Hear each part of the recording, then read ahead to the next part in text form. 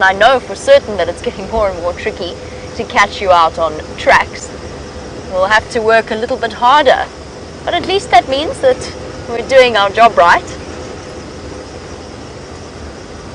I've also got tracks of a lioness, by the way, but I'm fairly certain that this is from this morning, where Brent had her right at the end of the sunrise safari. And I suspect that it's the same lioness that then walked past the Djuma Dam and the Djuma Pan. But just in case, we're going to head up north to Buffelshoek Dam and double check around there, make sure that there isn't a sneaky lion or something else having a drink around the dam. It's been nice and warm this afternoon. Very pleasant weather at this time of year, apart from first thing in the morning where we shiver our way through. The weather during the day is exceptionally comfortable. So always the chance of Djuma. We haven't seen him since that incredible time that Brent got to spend with him. Djuma is a male leopard that has started pushing into this area, as far as we can tell, the northern side of Djuma, which is actually the northern part of the main dominant male in this area, Tingana's territory. And this particular leopard is exceptionally skittish. He's not used to cars. We think that he might be a Kruger leopard, or from even further afield, somewhere where he hasn't grown up with vehicles coming up and down and around him throughout his life. In complete contrast to, say, Karula's cubs or Inkanyeni's cubs.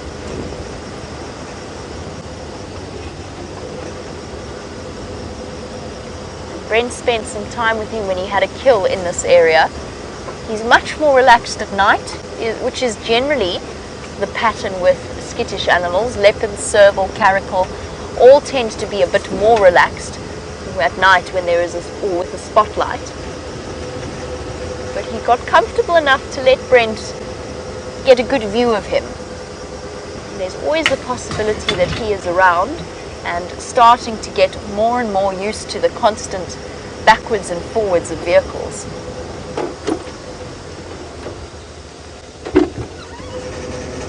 I think I've just spotted a catalog again.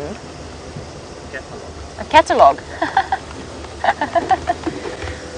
No, it's I don't think that's anything.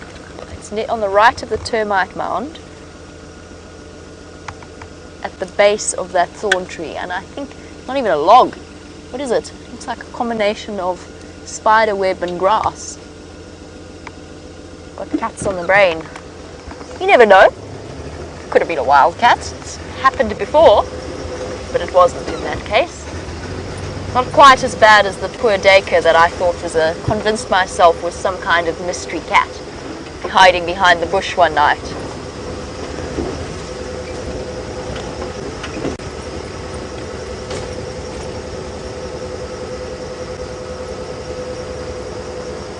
Oh, James Richard, I was thinking about your question, by the way, about the efficiency of bird hunters. And I was thinking about the fact that we don't get to observe them as much as we get to observe leopards or lions hunting. It's just that much more difficult to witness a bird hunt. Now, I know that black eagles, Burroughs eagles, their old name is black eagles, they're now called Burroughs eagles, which we don't really see in this area because they're much better adapted to the more rocky areas, mountainous areas. But I know that they have an incredibly high success rate in terms of their hunting ability. They tend to ambush their prey at great speed, and because they're a very heavy eagle, they're the second largest eagle that we get here in terms of weight. Because they're a very large eagle, they tend to have an incredible impact when they do hit their prey. I've heard that they have very high success rates in terms of hunting ability. I was also thinking about secretary birds and ground hornbills, funnily enough. But I think that we see, or at least I have a mental picture of them having a high success rate because they forage on the ground, so we can watch them more effectively than we might something else. I really honestly don't know the answer to what birds might be more efficient as hunters or have a higher success rate as hunters than others. I've seen them all try and miss, but that applies to every species. They can't be successful all of the time. And even now, I can hear a Franklin alarm calling.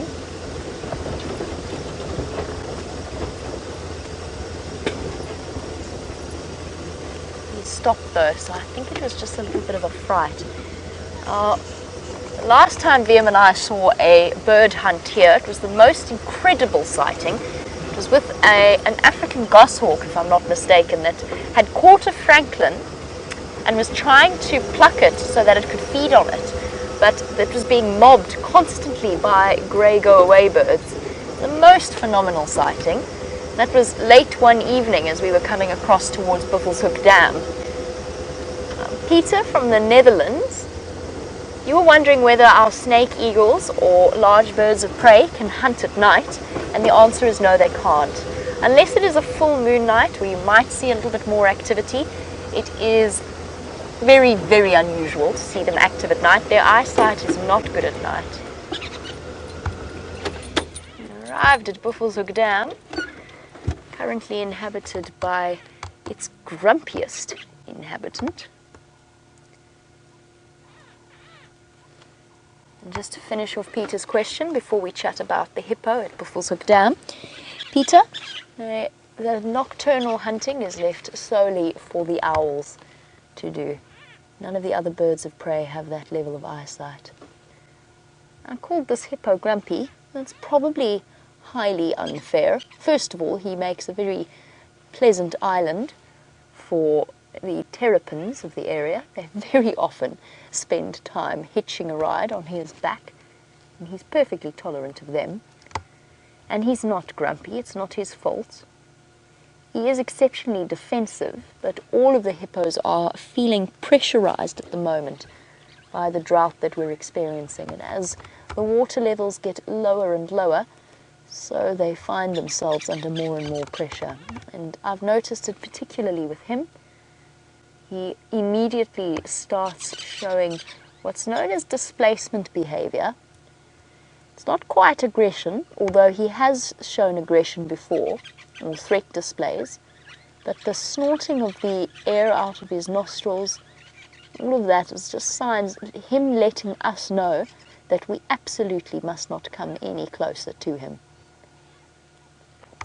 He defends this, as it is one of the last remaining big dams, and as the hippo become more and more stressed out by the drought, they become more under pressure. The buffalo weavers chirping away. Chirpa, chirpa, chirpa. We got asked a question about a white-headed buffalo weaver actually the other day, and I realized I never finished answering it. I can't remember who it was. We got distracted by something, but one of the viewers asked whether or not we get white-headed buffalo weavers here, and I never finished answering. The answer is no, we don't. They only really occur in eastern Africa, so it's Kenya, Tanzania side. The only buffalo weaver we have here is the red-billed buffalo weaver. Constantly busy little birds, building those incredibly messy nests of theirs.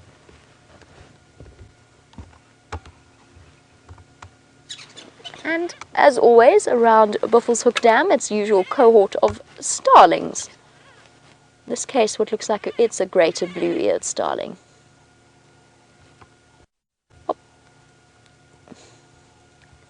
With its glorious incandescent sheen.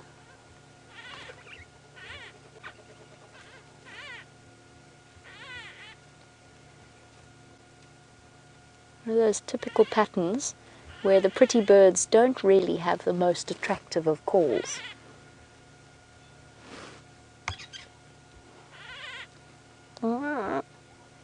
Funny sound. Oh, and we have our first visitor to the dam this afternoon. A young waterbuck bull has come to drink.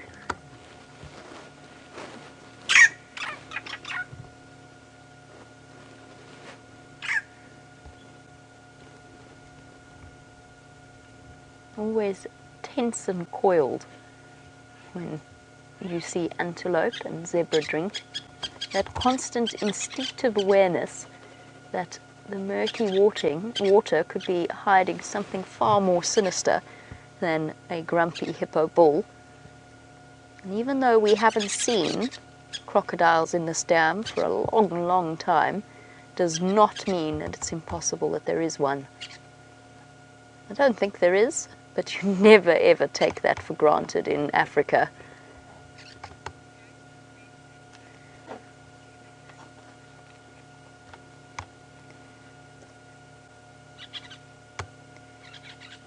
While we look at one of our most common antelope, Jessie was wondering about a rarer antelope of a much larger size.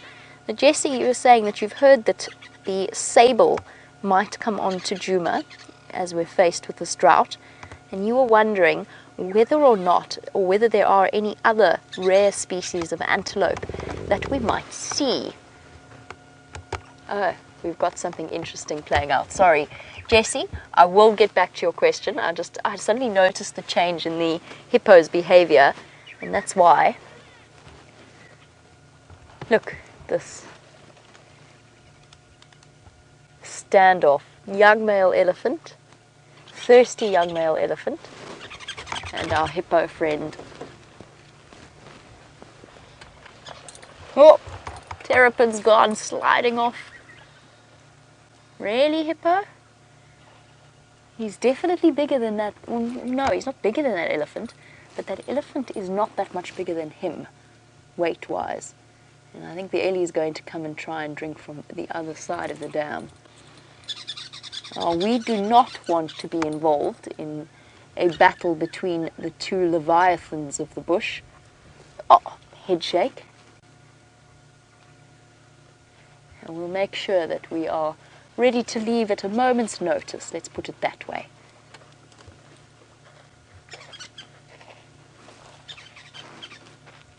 He is such a thirsty elephant. He is not going to be deterred by the actions of that hippo. And now the hippo, I think, is a lot of bluster. Here we go. He was so thirsty, he was not interested in being bullied. And the hippos are, when it comes to elephants in that kind of situation, I think a lot more bark than bite. The same does not apply to human beings, and they are to be treated with the utmost of respect. Rumoured to be the biggest killer of any number of people in Africa, which isn't really a fair comparison, because hippos live in water, and human beings build their homes and their settlements near water. It automatically puts them at risk of hippo attacks, getting between a hippo and water. That, combined with the fact that I don't know that we know exactly how many people are killed by crocodiles every year in Africa. I'm talking about the mammal, not the mosquito, before anybody wants to suggest that. I do know that mosquitoes are more responsible for more deaths than any other animal. Well, you won that battle, Ellie. You can enjoy your drink. Now, if our young elephant bull had some company, if he were with a herd and if there were some other young males with him, he might be a little bit more confident in terms of his approach to that hippo's sort of flag in the ground moment.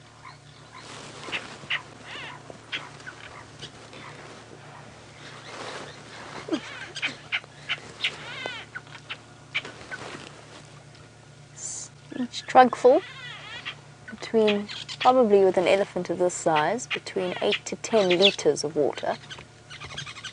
He's having a big drink.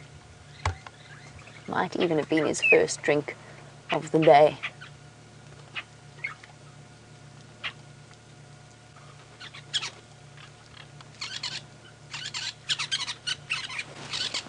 The Arathusa Dam is not what I would call pristine at this point. It's become very muddied and quite sullied by the combination of the hippo and the buffalo.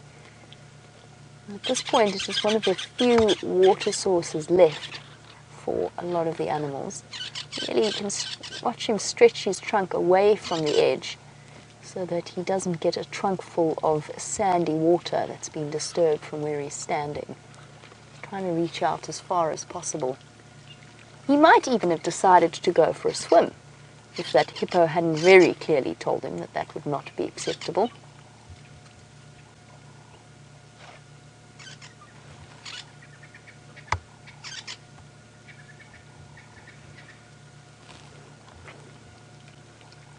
Look at him, trunk and mouth full of water.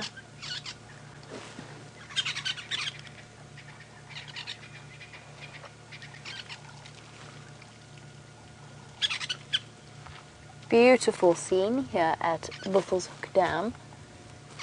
I'm going to tear your eyes away from the hippo-elephant drama for one moment and just point out a bird that we don't often see. They've been calling around me the whole time we've been watching the sighting, demanding that I show them some attention. And there you go. African green pigeons for you. You don't often get to see them out on dead trees like this. What's it called again in Afrikaans? Oh, it's a papegaaiduyf. A parrot dove. Papegaaiduyf. One of my favorite Afrikaans names for the birds. Some of them are just better, like the spookvoël, the ghost bird for the grey-headed bushshrike. Can be very literal in terms of naming things in Afrikaans language. Oh, and joined by a Cape turtle dove.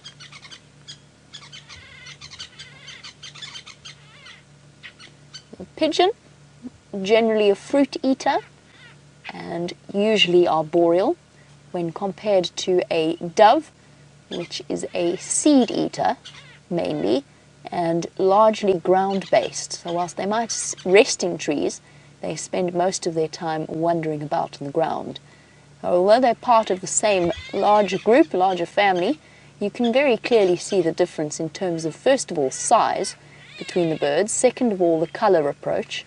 Most doves are relatively sombre coloured, greys, subtle browns, don't really want to draw attention to themselves, whilst the green pigeons, as their name suggests, bright green, with just a hint of blue around the shoulders.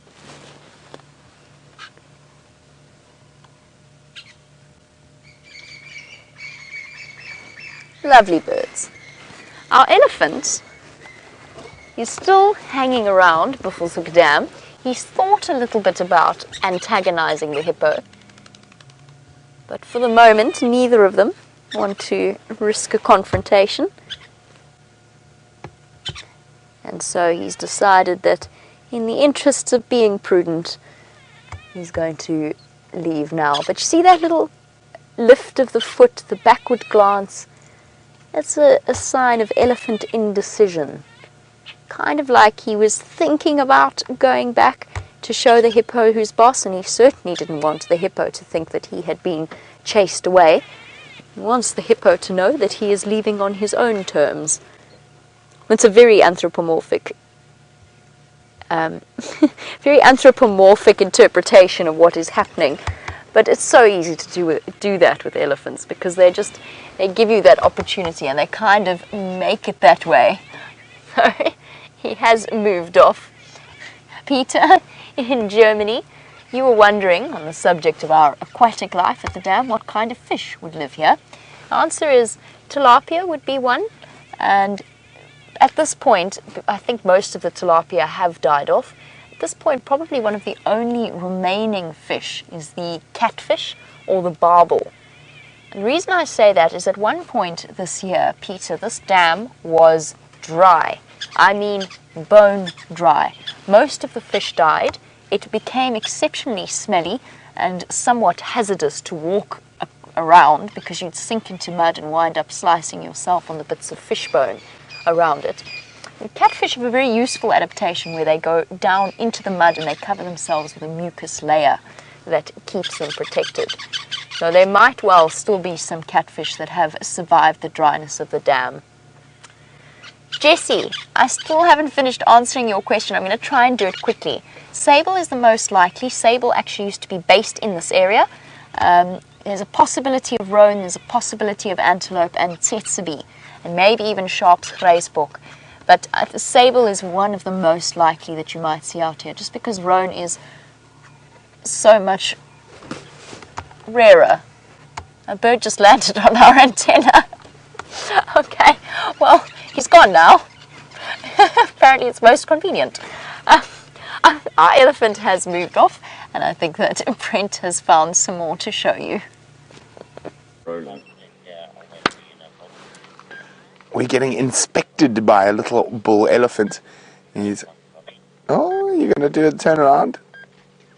He got a little bit scared, went a bit too far from Mom. But I think might get some more bravery shortly and come back to inspect us again. So we're right on the northwestern corner of Djuma at the moment. And it sounds like there's quite a big herd of elephants around us. We've got those two in front of us, and there's some more off to the left. Oh, there we go. Here he comes.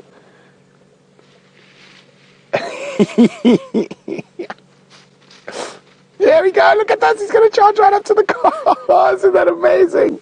Look at that little one. And then run back to Mom. Dave can't even help giggle. Isn't that just the sweetest thing you've ever seen?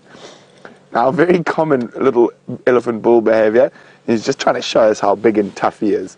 But he doesn't want to get too far from Mom. But it was absolutely wonderful. Okay, so we were using our VR rig. I'm just going to do a little clap, safety clap for sinking.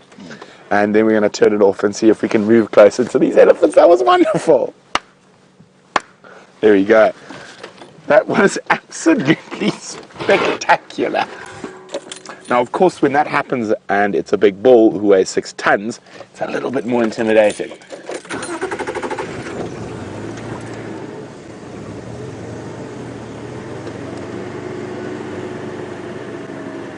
I'm just going to move very slowly, always when you go into a breeding herd. It's always good to move nice and slowly, and we don't want to upset the apple cart, so to speak. And let's see if we can get another view of the cheeky little youngster.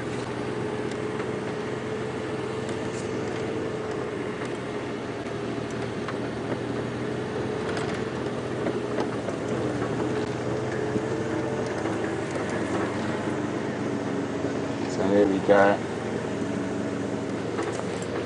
Oh, we're going to get another little inspection, a little bit better light. So if you hear some snapping, it's just my camera. It's just too cute not to. Oh, we're getting a little bit from a slightly older one now. Hello, madam, young female.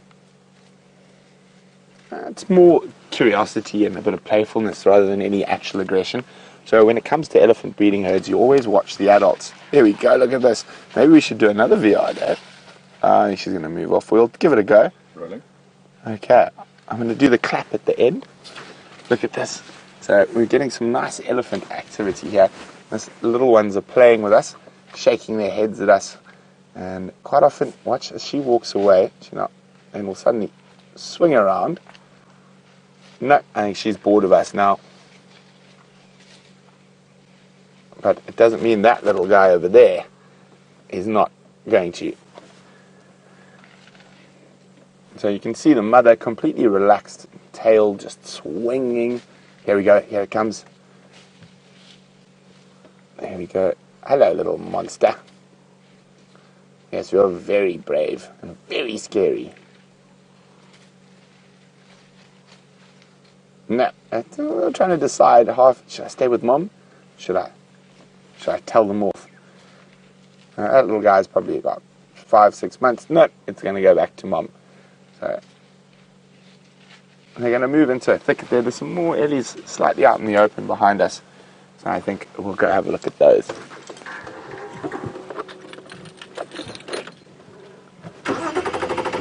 Maybe try one more view of the little cheeky youngster.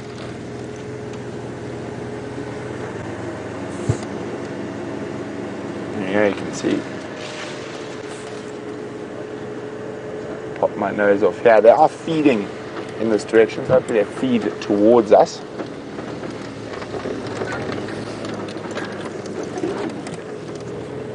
It's getting us into a good spot. Oh, here he comes.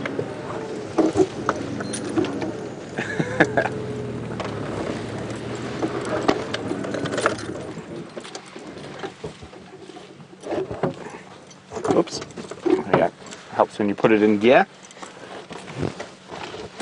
But I think the novelty of our arrival is worn off a bit. Hello. A young female.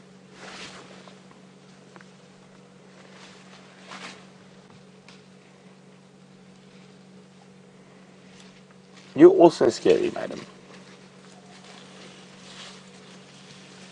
And if you look at her tail, she's quite fine, just a bit of playfulness. Oh, that's going to be beautiful.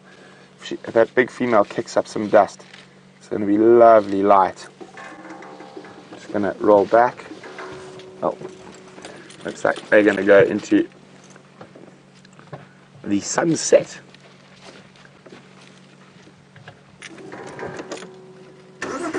Oh, there's a bigger herd coming through. Just try to get into the right spot.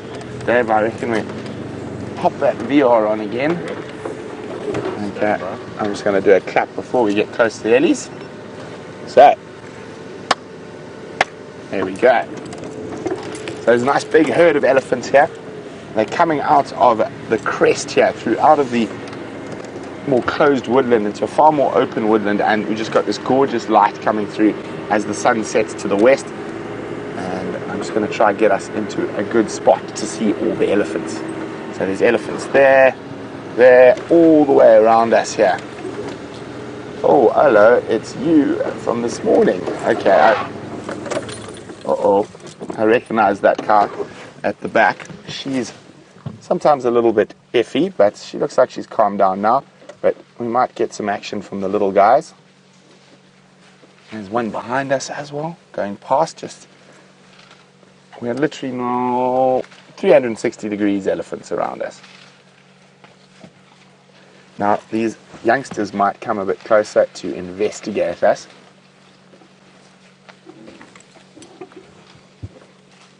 There we go. Another young female stepping out. Oh, there we go, head shake.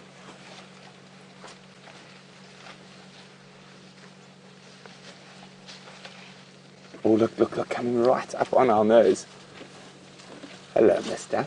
The sun behind.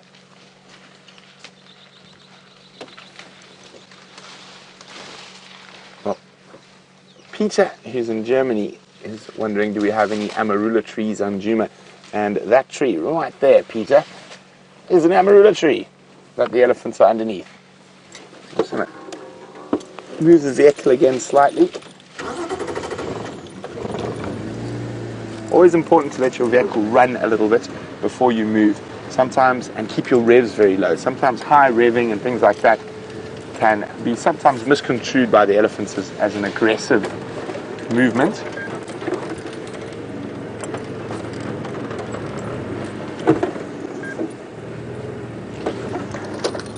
And there we go. Oh, hello, mister. Another little boy shaking his head at us. And this female going to continue eating the bush willow in front of us.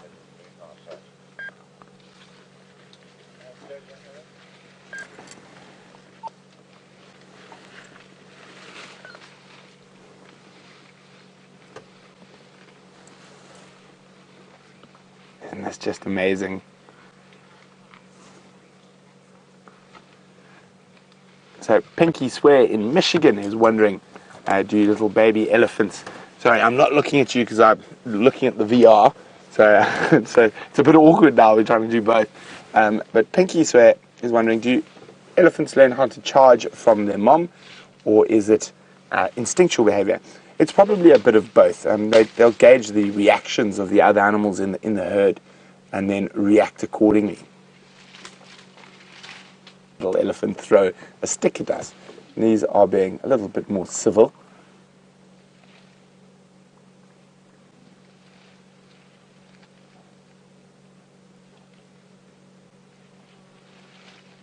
There we go. Now watch how she turns that. Oh, she's just going to break it this time. But she uses her trunk and she's going to turn that branch through her mouth. And what she's doing there is removing the cambium layer from the base of that branch. That's the area, it's got a lot of nutrients. She's not really eating too much of it, so... Oh, there we go, she's got a whole piece. It's lovely when they do that. So completely relaxed in our presence. Trying to see if there's any little morsel left. Oh, there we go. So she's actually, quite interesting, she's only eating the base of the branches, so right where the branch is connected to the main stem. Now, I wonder if there's a little bit more nutrients or a little bit more sort of juice in that particular spot, and that's what's prompting her to feed there.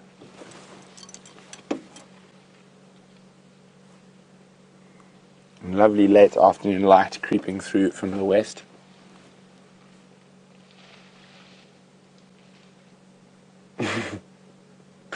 Almost looks like she's unsure what to do. Oh no, she's going to take some takeaway with her. Yes, hello.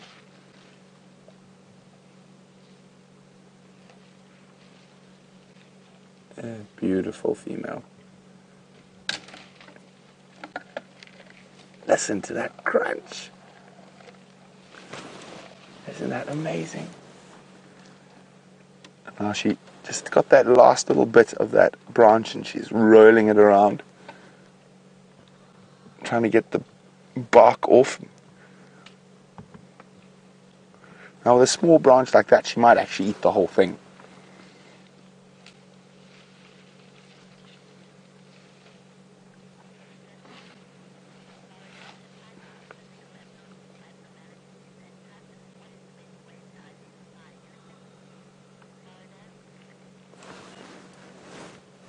So, I'm not quite sure if I understand Kelly C. in Florida's question. So apart from... Oh, no, I do. I get it now. Sorry, Kelly. I was being a bit doof. Doof is a South African colloquialism for stupid. Kelly's saying, what is the best way to identify elephants outside of their tusks and sort of genetic aberrations? Ears are probably a good one, shape of the ears, rips in the ears, but generally tusks are the best, and if they do have any abnormalities. And it is quite difficult often to identify different elephants, but generally the tusks are the best way. And see, on her, oh, you just got a glimpse as she turned. So on her right ear, she's got some holes in her ear. That's also another very good way of identifying elephants. But there we go, off she goes, and we're going to start making our way down towards the quarantine clearings for fireside chat. So we will leave these eddies to meander on. Do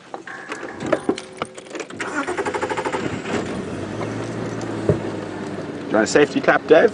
Yes, please.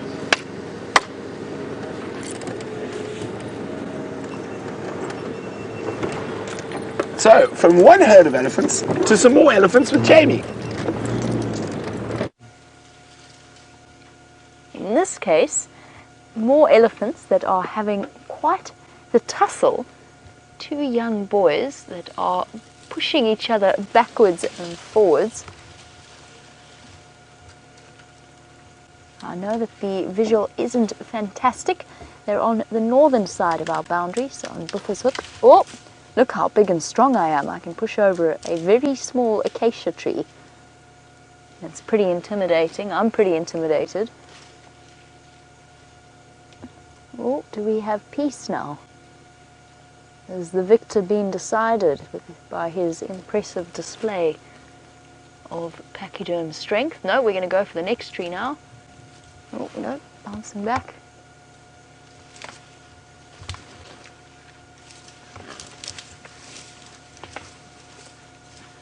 You hear the tusks clashing.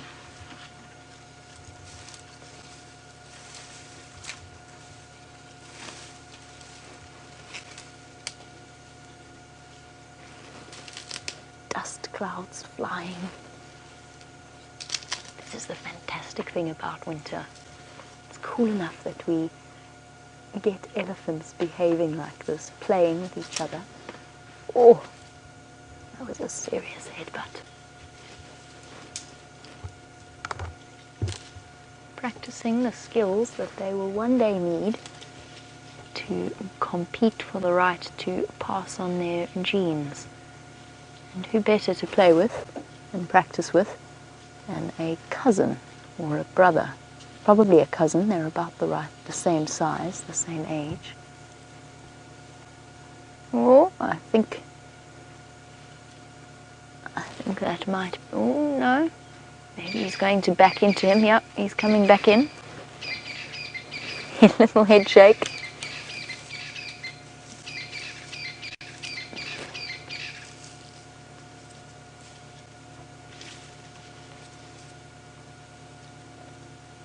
Generally, elephants quite good at respecting the terms of combat. If your opponent turns his back on you, then it's not really considered good form to poke him in the backside with your tusks. They do occasionally forget that rule and do it anyway. Alright, all that fighting worked up a serious appetite, and they've been distracted by the prospect of food. There's just elephants absolutely everywhere at the moment.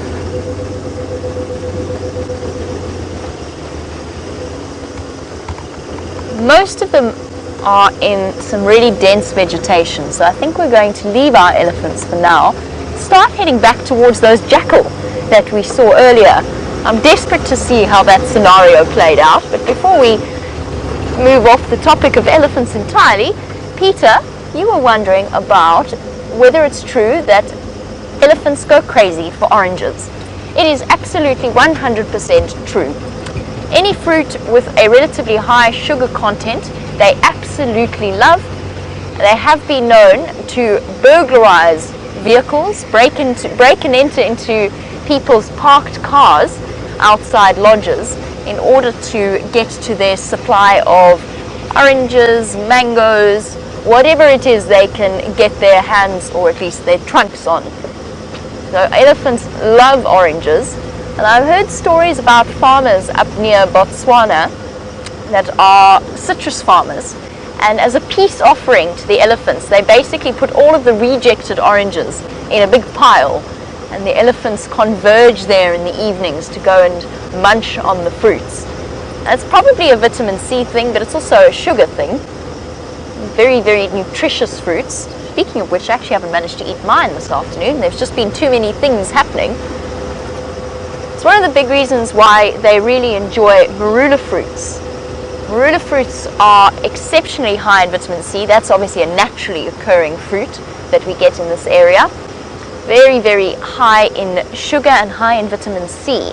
And there's a rumor, or at least an observation, that must-bull elephants, in other words, elephants that are at that stage in life where their testosterone levels are up through the roof, and my word, there are just pachyderms everywhere, so many elephants.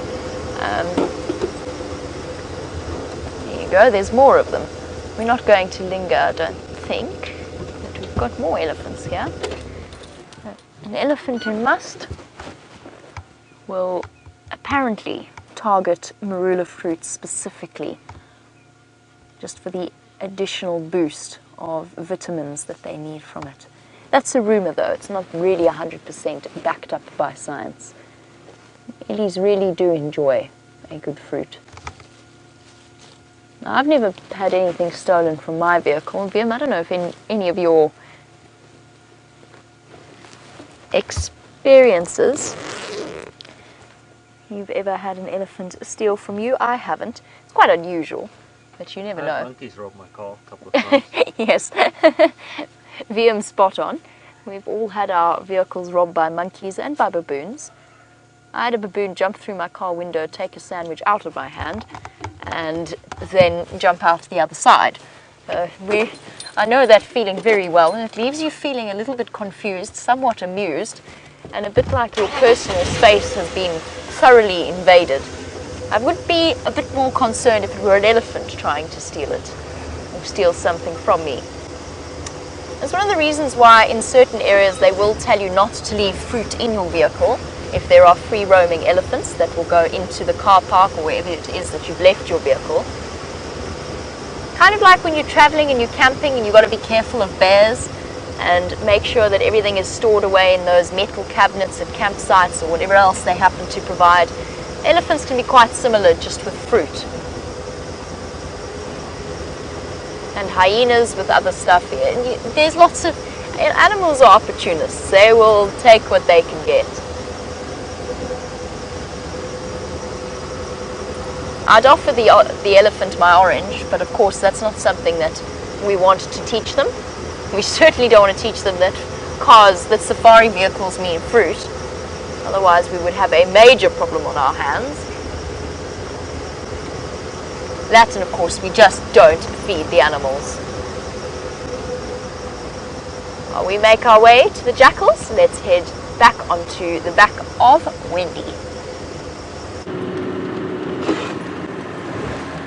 Well, temperatures dropped incredibly quickly as the sun dipped below that western horizon.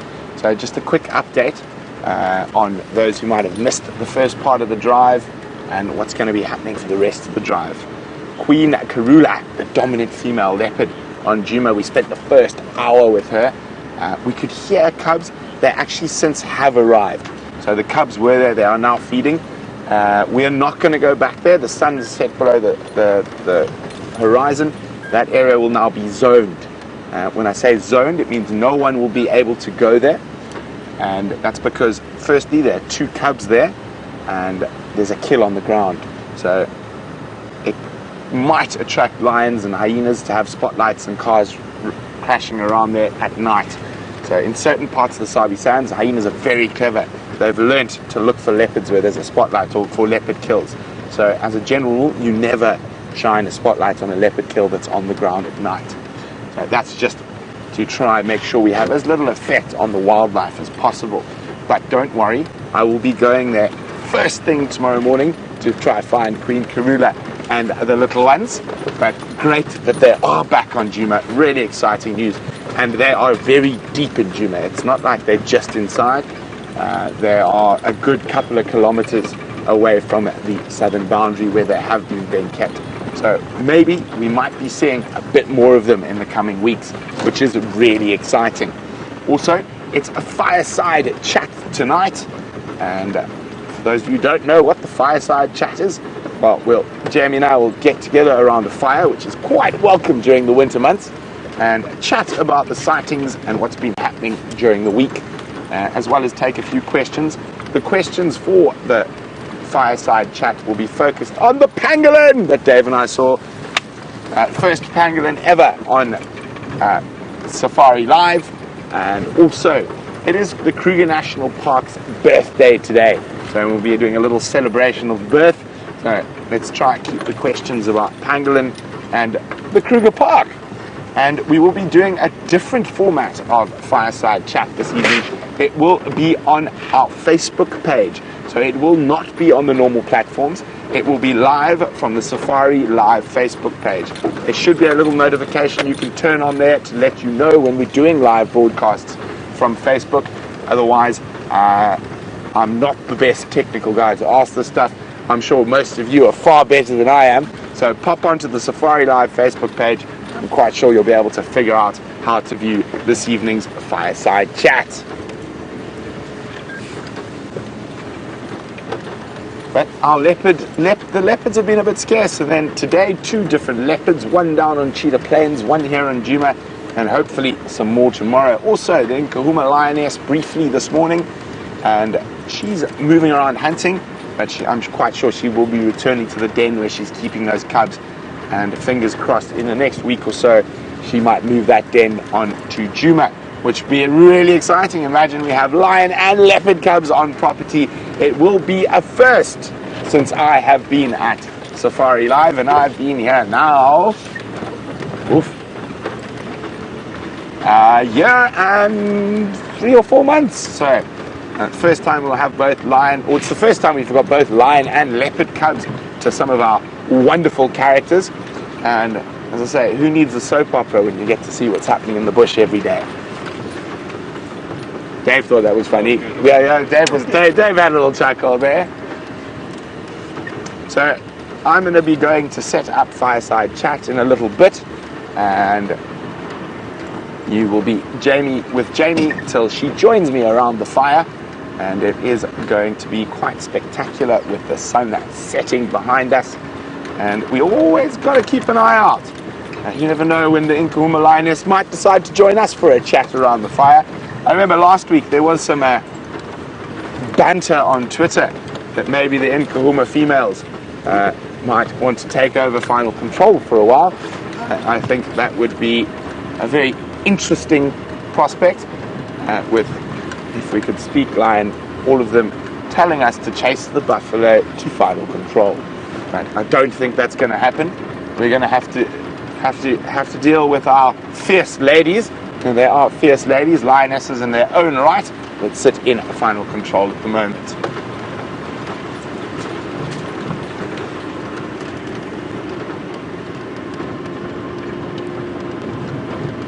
Woo, chilly. Quite looking forward to getting next to that fire.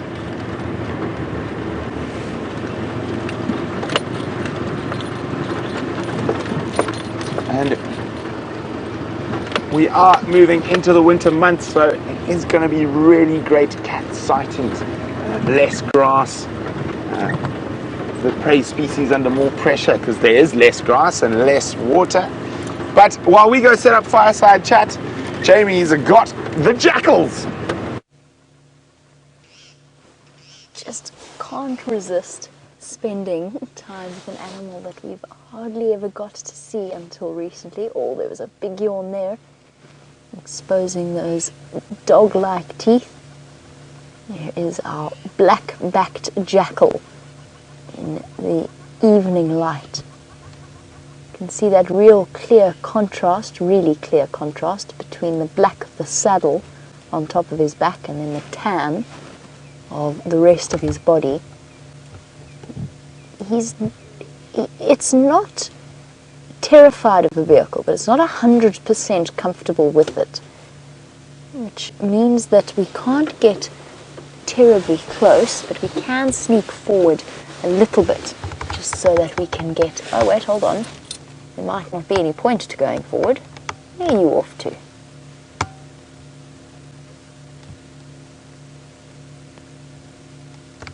Such fascinating creatures.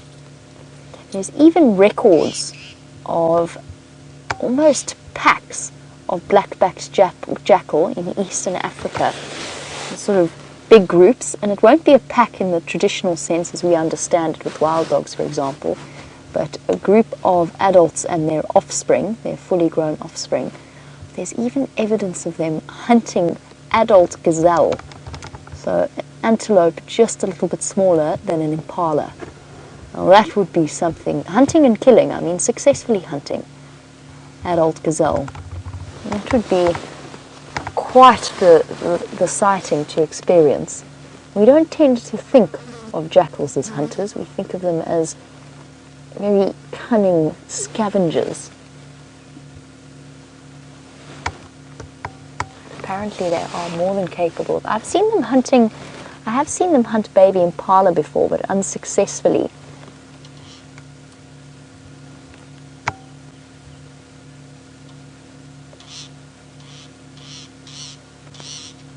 Still ranging about, basically just looking for any food that he can find. Could well be a young black-backed jackal, judging by the condition of its teeth. That's what I first thought. Very, very clear white teeth. In other words, it has now dispersed from its parents and moved on to look for, first of all, for a mate and then for a territory of its own. They are territorial, but the males and females, we discussed this morning, but males and females of both species will mate for life, or at least be entirely monogamous, and maintain their little territories. And just bear with me 1 second, I just want to make sure that the side-striped jackal are not hiding somewhere here. This is where we left them, and only the black-backed jackal that I could see. But that side-striped pair, also hanging about, Makes me wonder, I mean, there's a good chance this is part of their territory, and yet we hardly ever see them here until recently, or we hardly ever see them here until recently. Let's try and get another view of our black-backed jackal. Actually, let's go forward a little bit in case the side striped are somewhere here. I've already checked that side of the road, and we'll travel along the fire break for a bit.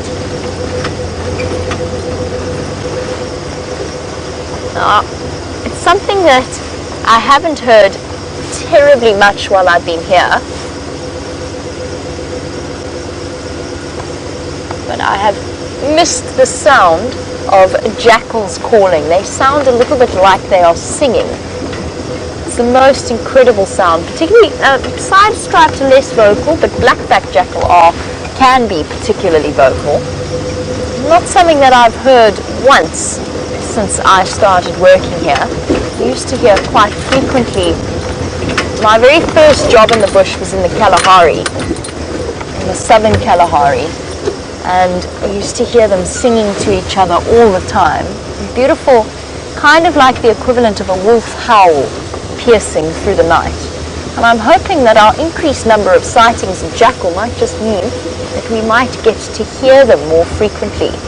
It's also one of the reasons why I've come back to this jackal in this sort of faintest, slightest hope that it might decide to call. It would be a wonderful experience. Ashley, you were wondering whether or not the increased presence of the jackal might have something to do with the drought. The fact that the predators are more successful than the predators and the scavengers. I think it's a little bit, maybe, I mean, it's entirely possible.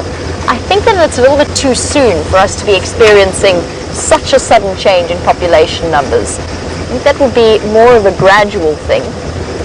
However, apparently, and I haven't been able to find any conclusive evidence of this or why this might be, but apparently jackal populations do this. They spike and hit the carrying capacity and immediately drop.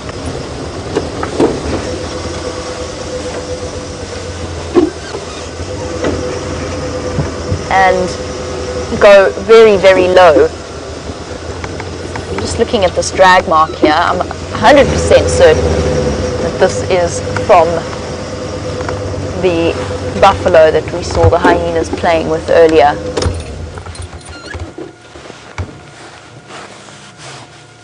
There you go. See here the soil has been disturbed, sticks been moved.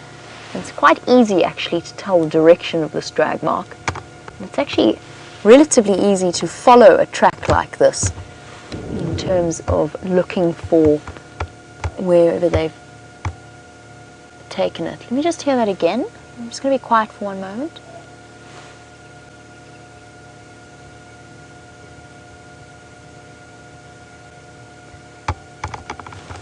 Taking my earpiece out. Sounded like they were kudu barking. Did you hear that, Liam? Almost sounded like baboon alarm call. I think baboons. Could well be baboons. We've been seeing that troop more and more. I heard it came from my right side, which means that my earpiece blocked it out ever so slightly. But let's go and investigate, nevertheless. Our jackal has appeared to have moved off. So we shall go and investigate and see what's causing a sudden alarm. Whether it be kudu or whether it is a baboon.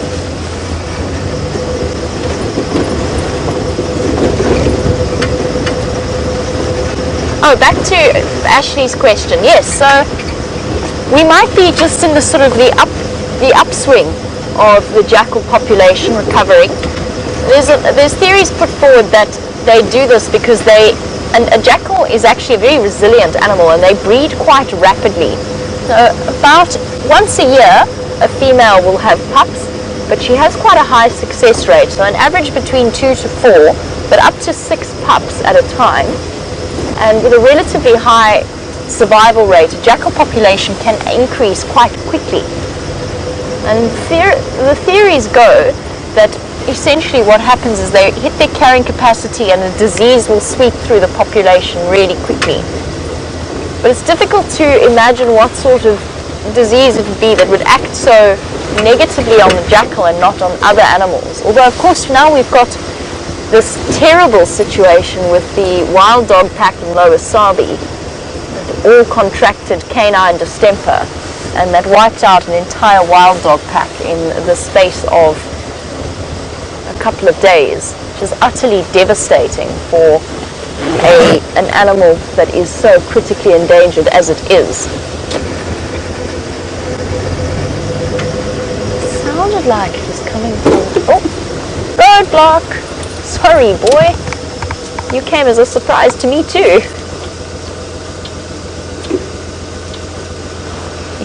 Big, very big buffalo bull. Sorry about that, boy. Didn't mean to startle you. So busy looking for alarm calling animals. The reason I'm racing in this direction is because it could well be that lioness that's moving through the area. It's cool enough now that she'll be on the move, quite possibly looking for the rest of her pride mates.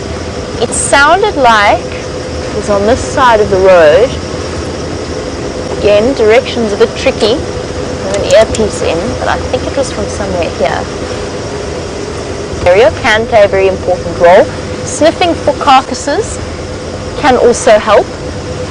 I can't say that no, that's not true. I have found a carcass once by smell, but that was not a nice story. We won't go down that road. But I can't say I've ever found a lion kill before by following the smell of it, but the smell has helped, definitely. It gives you a general direction. If you can check where the wind is coming from, you get a rough idea as to where that carcass might be.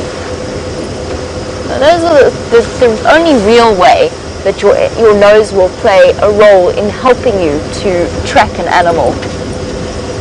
And that's the limit of my experience. Wild dogs is probably the best example of where smelling them can actually help. The thing about that though is that their smell lingers for quite a considerable period of time after they've passed through an area. Now you'll drive, we've had a few sightings where we've madly rushed around following wild dogs and then they've crossed over our boundary and out of our traverse area, and you go back along the same roads and you're constantly looking around because you're aware of that wild dog, wet dog smell. There are, of course, I've been dismissive of the idea, but there are, of course, times where I really wish that we could share the smell that we experience with you. The petrichor is the clearest example, the smell of the earth after the rain. But some of the flowers are particularly nice smelling, especially in summer after a good rainstorm. But there are times where a sense of smell would come in particularly handy and be able to share the sense of smell with you.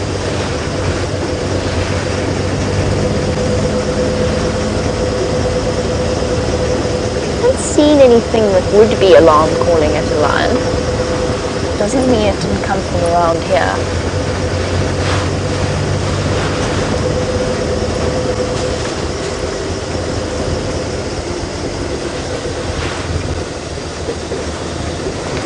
I'm just trying to make sure. Oh, somebody's on their way home. Oopsie daisy.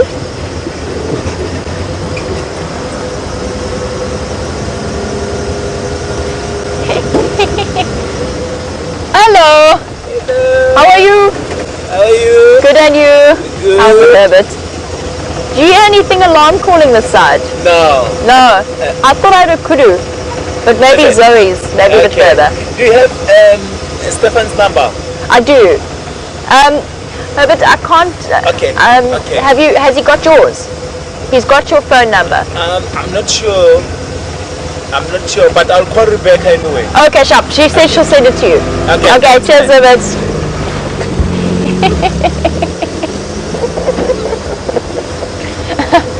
Oh, shame. Trying to get a hold of Steph. That was Herbert, by the way. He's recently joined our team, and Stefan is our ops manager, our operations manager. So he is in charge of keeping us all together, making sure everything stays organized and working, and a job that he is eminently capable of. He is also one of the most gifted and experienced guides that I have ever had the pleasure to learn from.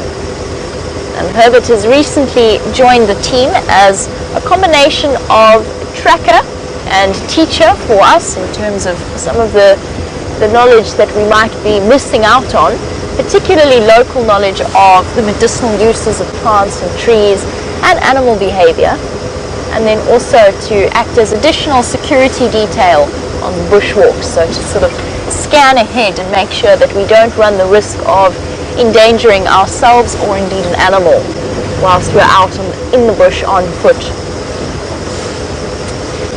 And the poor thing is clearly looking for Steph's number, but we will arrange to get that to him, never fear. Rebecca in final control has got it under control. Can't even remember what we were talking about. Got distracted. Oh, I do remember what I was about to say. I'm going to say that I'm trying not to get too far away from the quarantine site of our fireside chat this evening. And don't forget that we will actually be finishing our normal broadcast 15 minutes earlier than we would normally. The fireside chat is only going to be 15 minutes long, and it is only going to be available on Facebook. And you'll have to go to the Safari Live Facebook page in order to view it. Now, for those of you who are concerned, since you don't have Facebook, please don't worry about it. You don't need to sign up to have a Facebook membership in order to watch it. All you need to do is to go onto the Facebook homepage and search Safari Live. Put Safari Live in the search bar and you will be able to view it there. So never fear. It will still be accessible to you even if you are not on Facebook.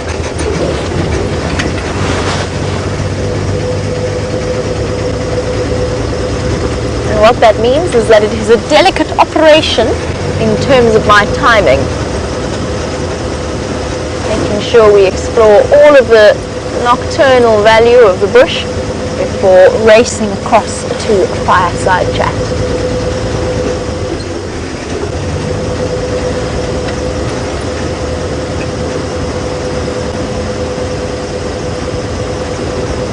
We have wonderful conversation planned. I'm not going to give too much away. I'm not going to give all of it away. But it may or may not involve a special sighting that Brent has had this week that I am in no way, absolutely no way at all, it would be ridiculous to suggest it, jealous of. Little bit jealous. That's okay. Our time will come, Liam. We'll find something.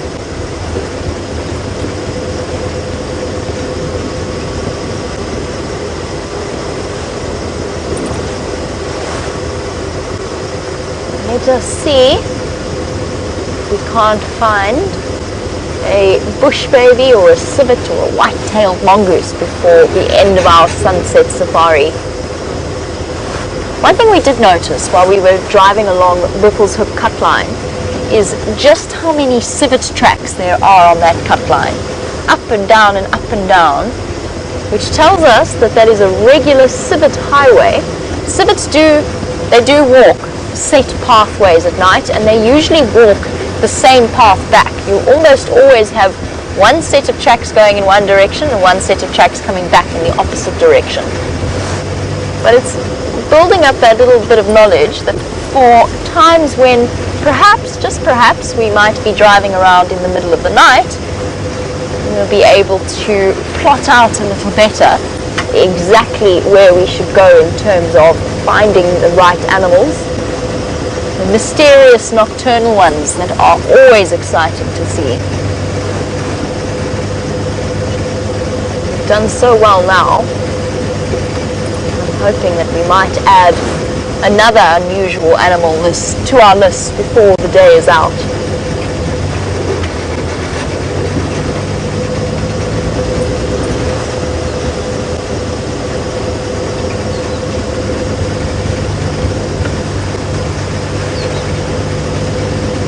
And please let it not be a Dacre hiding behind a bush this time. Don't think I could stand that embarrassment twice in a row.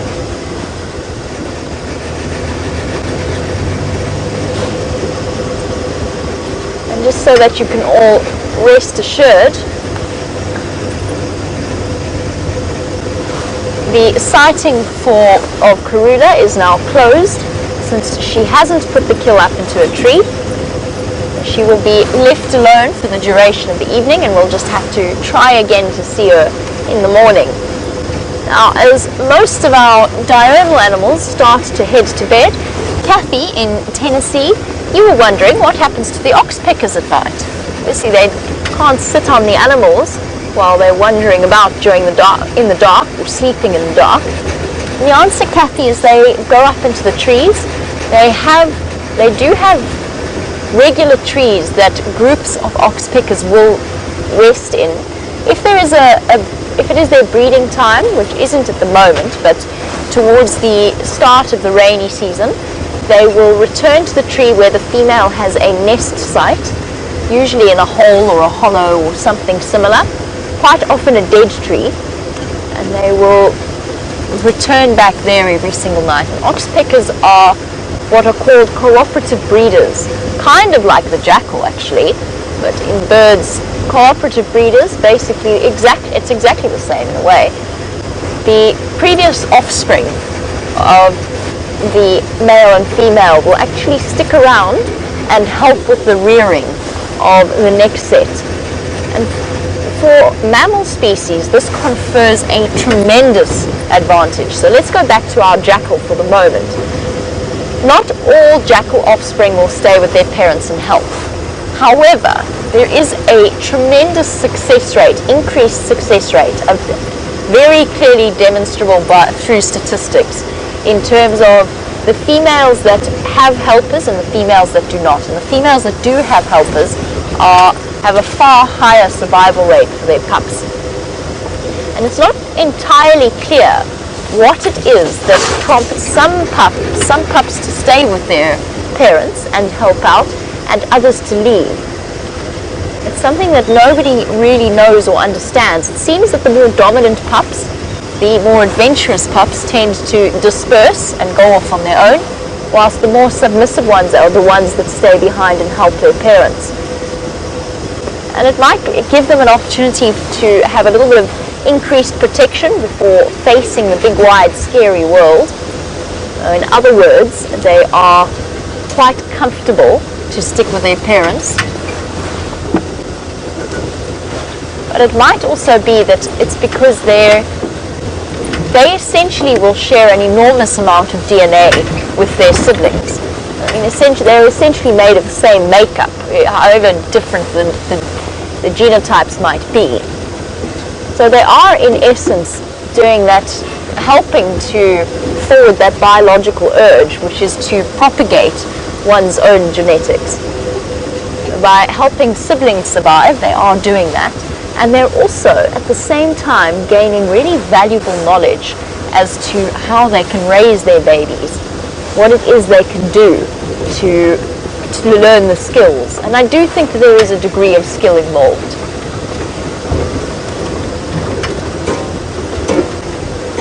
Just trying to work out, just ever so quickly, what planet that is.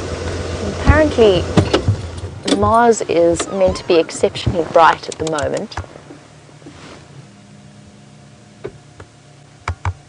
It is very clearly a planet, and it certainly has a reddish tinge to it that suggests to me that it might be Mars. I'm going to have to double check that on my sky map and work out which one it is. Lost track now of the planetary movements. You can see how it's not twinkling, but a solid ball of light, because it's reflecting the light of the sun, not producing its own, as a star would do.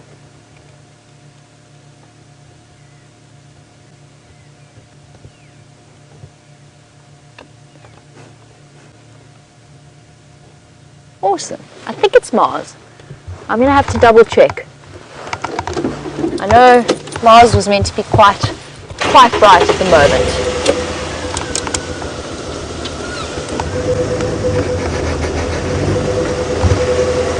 Now, if any of you are avid stargazers or star watchers and you find yourself with the means, South Africa is one of the best places to come and view the stars. And we're exceptionally fortunate where we are, in the middle of, not in the middle of nowhere, that's a slight exaggeration, not quite, but almost the middle of nowhere with very, very little light pollution. We are treated to the most glorious displays of the Milky Way at night. And of course in the southern hemisphere we've actually got a slightly better view of more stars than you might have in the northern hemisphere, with the naked eye of course.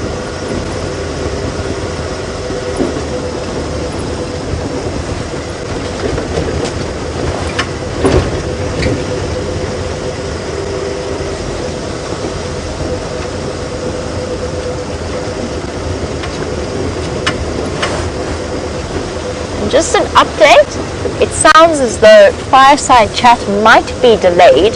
We've still got 5 minutes until we're due to start, but the guys on the ground are having a little bit of a struggle. Seems to be one of those, I think, pretty fitting ends to the week. We've had 1 or 2 problems with gremlins.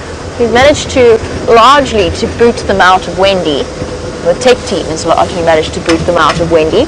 It seems as though they have relocated to the fireside chat setup, which is most unfortunate.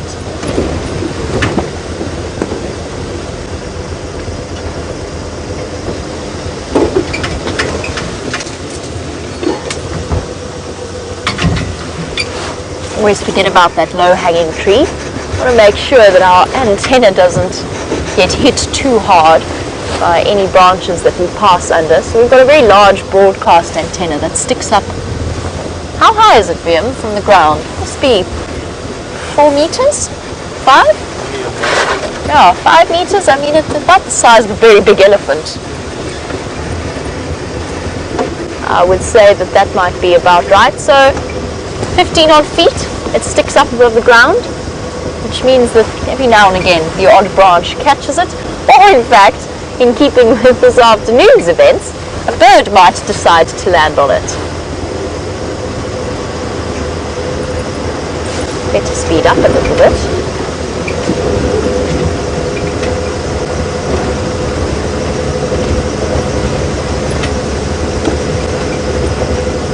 Alright guys, if you can start setting up your Facebook accounts, we will be shutting down our usual broadcasts in this area, and in 5 minutes time we will be on Facebook and up and running.